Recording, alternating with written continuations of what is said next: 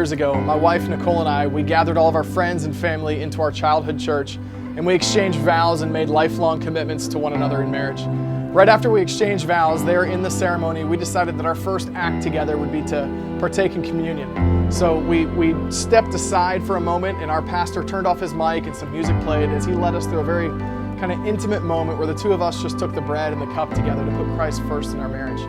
I'll never forget, though, how that pastor really stepped in and saved what could have been a very embarrassing moment for us. Right as we finished praying together after communion, we turned to step back to the front of the stage where he would pronounce us husband and wife. And we didn't realize, but Nicole's train of her dress got caught on the leg of the table as we were walking back up front, the table that had the bread and the cup and a small candle on it. And so here is a table starting to tip over with red grape juice that's about to pour all over her white wedding dress. There's a candle that could drop onto her dress, and there's a fire hazard there. But the pastor saw what was happening. He swooped in, and with his left hand, he grabbed the train of her dress and stopped her from walking. With his right hand, he caught the table and saved it from tipping over and ruining her dress.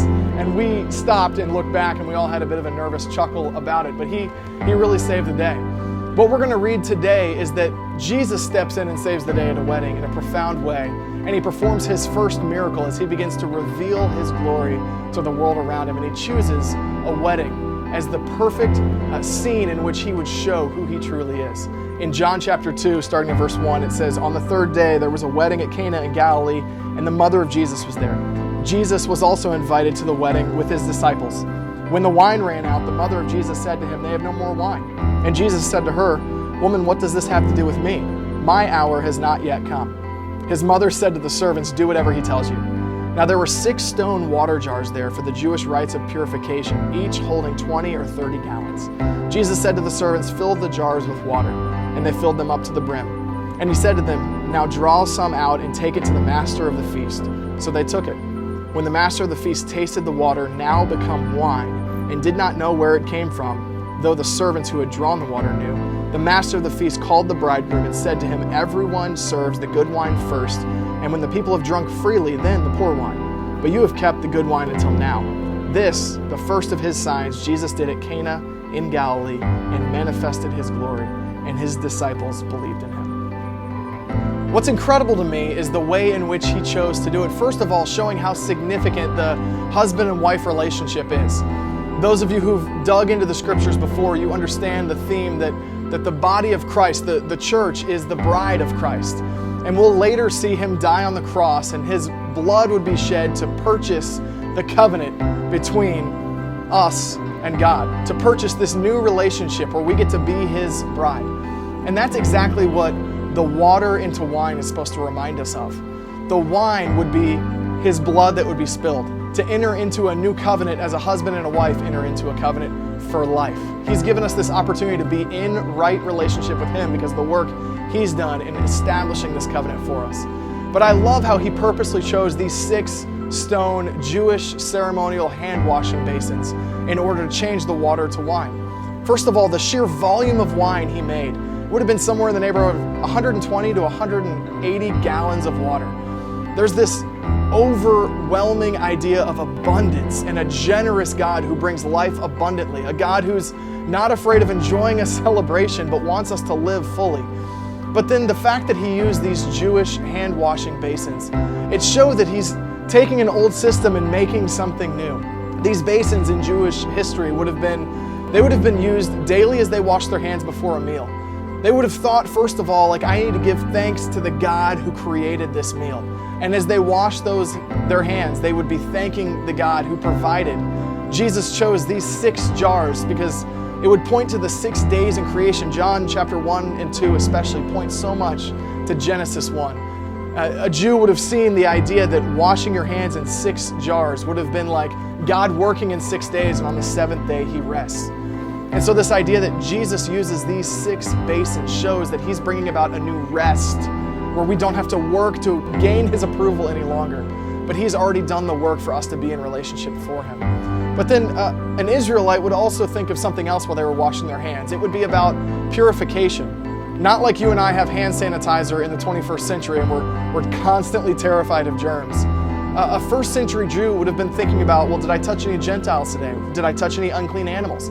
Was there anything dead that I touched? Am I ceremonially unclean? If so, I've got to wash before I'm good enough to enter God's presence for worship, before I'm good enough to partake a meal. I've got to wash and get right and get clean. And Jesus says, look, I'm coming to bring about a new system. I'm coming to establish a kingdom in which there's abundance and there's life to the full, and it's going to be based on the work that I do, that you don't have to perform anymore. I'm entering into a new covenant. And with that in mind, from this story, the story at the end of John chapter 2 begins to make a whole lot more sense. The next day, Jesus goes up to Jerusalem to celebrate the Passover, and there in Jerusalem, he sees all of these money changers establish a market in the courts of the temple. Now, Jesus chases these men and women out. He flips over tables. He shows righteous frustration with the system of the day, and at first glance, it looks like an odd story. But when we begin to understand that Jesus is coming to establish something new, we realize just what he is up to. In the first century, the outer courts of the temple were the only place where Gentile or non-Jewish people could come and worship and pray to God. And it was in these outer courts, not the inner courts where Israelites could go. It was in these outer courts where the money changers set up everything that they had for this sale of the items that people would need in order to go in and make a sacrifice. And they were gouging prices on those items at that. So get this, only a few times during the year, during high festivals, would they set up this marketplace when Gentiles and people not in the nation of Israel would come to worship the true God. And instead of having a peaceful place where they could worship and pray, they were met with a bazaar of noise and commerce. And it was this system that Jesus came to say he was abolishing. You see, if we go all the way back to Genesis chapter 12, we read that God hand chose Abraham to make him into a great nation that would become Israel. He wanted to bless the world through Abraham's offspring. He wanted Abraham to be a blessing to other families.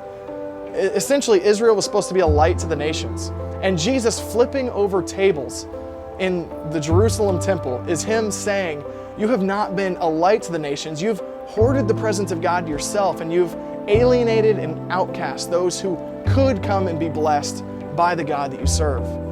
And so Jesus is saying two things here. Two ways of saying one thing. He's saying, I have come to establish something new. I've taken the old ceremony of washing and cleansing, and I've made something new. I've taken the old temple, and in my body, I'm going to make something new. And his purpose in both of these things, the miracle at the wedding at Cana and the flipping over of tables in the temple of Jerusalem, he's saying one thing. He's saying, I have come to start the movement of the church. This movement will radically change lives. It will relieve people of the shame and the debt that they feel. It will remove the sins of my people. It will allow my people to live in relationship with the God of the universe. And it'll create a life of abundance and purpose and meaning. And the world has been craving that type of life since the foundation of the universe. And so the point that Jesus comes to bring is that you and I get to live in connection to the church and on mission for his kingdom in the world around us.